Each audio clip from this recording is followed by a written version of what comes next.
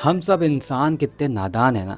जब हमारा वक्त अच्छा चल रहा होता है, हमारी जेब में पैसा होता है या हमारे पास कोई अच्छा ओहदा या रुतबा होता है, तो दुनिया हमारे आगे पीछे घूमने लगती है।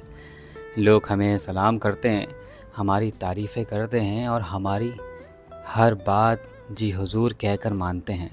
इस वक्त हम एक बहुत बड़ी खुशफहमी का शिकार हो जाते हैं। हम समझते हैं कि ये सब हमारी वजह से है। लोग हमारी ज़ात से मोहब्बत करते हैं और हम शायद कोई बहुत ख़ास इंसान हैं। इसी चक्कर में हमारे अंदर थोड़ा बहुत गरूर और तकब्बुर भी आ जाता है। लेकिन मुस्तनसर हसन तारड़ साहब ने इस एक जुमले में इंसान की सारी खुशफहमी का पर्दा चाक कर दिया है।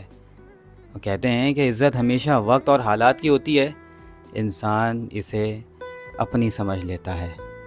अगर आप ठंडे दिमाग से सोचें तो ये दुनिया का सबसे बड़ा और कड़वा सच है। ये दुनिया कभी भी किसी इंसान की ज़ात की इज़्ज़त नहीं करती।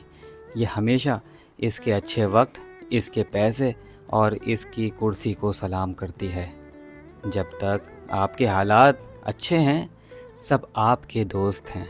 लेकिन जैसे ही वक्त का पहिया घुमा, हालात ख़राब हुए और वो आर्ज़ी ताकत आपके हाथ से निकल गई, तो वही लोग जो कल तक आपके सामने हाथ बांध कर खड़े रहते थे, वो आपको देखकर रास्ता बदल लेंगे।